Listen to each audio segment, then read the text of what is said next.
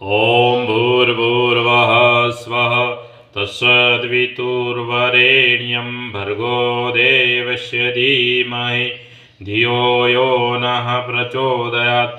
अनुव्रतः पितुः पुत्रो माता भवत् समन्ना जाया प्रत्ये मधुमती वाचं वदतु शांतिवाम। आदर्श घर संसार में संतानों ने माता पिता आज्ञाकीन होय छे। माता पिता संतानों हितेच्छु होय छे। पति और पत्नी पारस्परिक संबंधों मीठासभर्या और सुखद होय छे। आवा ज कुटुंब हमेशा फूले फाले छे और सुखी रहे छे। वेदोना आधार पर ऋषिओए मनुष्य जीवन ने 4 आश्रमों में वहेंच्युं छे। आ 4 आश्रम छे ब्रह्मचर्य, गृहस्थ, वनप्रस्थ और संन्यास। मनुष्यना जीवन ने 100 वर्षनु गणीने आ आश्रमों बनाव्या छे। फक्त वैदिक धर्म में ज 25-25 वर्षना 4 आश्रमों की विधि है। वैदिक विचारधारानी ज आ विशेषता है। गणितनी गणतरी प्रमाणे समान भाग में 4 आश्रमों की व्यवस्था है। ब्रह्मचर्याश्रम ते शारीरिक, मानसिक, बौद्धिक और आत्मिक शक्तिओ प्राप्त करे छे। गृहस्थाश्रम तेनी आ शक्तिओं में घटाड़ो थाय छे। कमाणीनो उपयोग पत्नी और संतानों ने लागता घर संसारना कामों में करे छे। पछी वानप्रस्थाश्रम में ब्रह्मचर्य, स्वाध्याय, जप, तप द्वारा पोतानी शक्तिओं में वधारो करे छे। त्यार पछी संन्यासाश्रम ते पोताना एकत्रित ज्ञान, विज्ञान और अनुभवनी समाज में वितरण करे छे।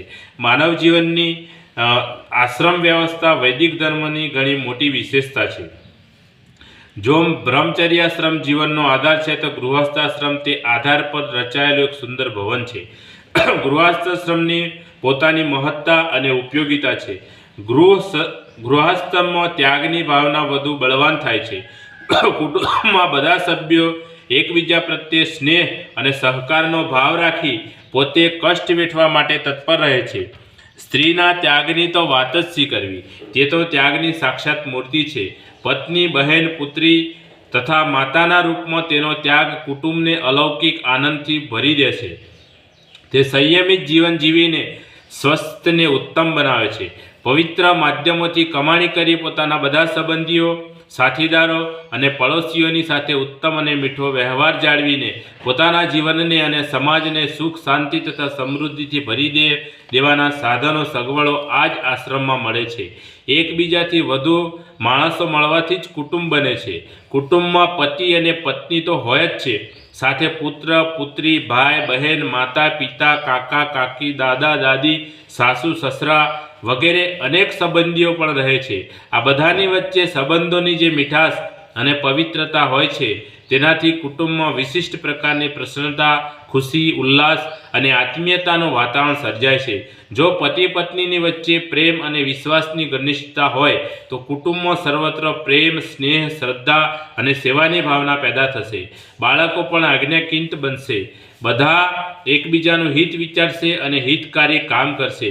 त्यारे बाप बड़ा न भैया सबसे बड़ा रुपया एवी स्थिति पैदा थशे नहीं।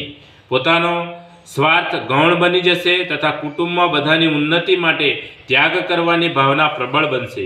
आत्मीयता, उदारता अने सहयोगथी बधा एकबीजानी सेवा करता रही कुटुंब में हर्षोल्लासनी सुगंध फैलावशे। प्रेम अने मित्रता ज आदर्श कुटुंबनो आधार छे।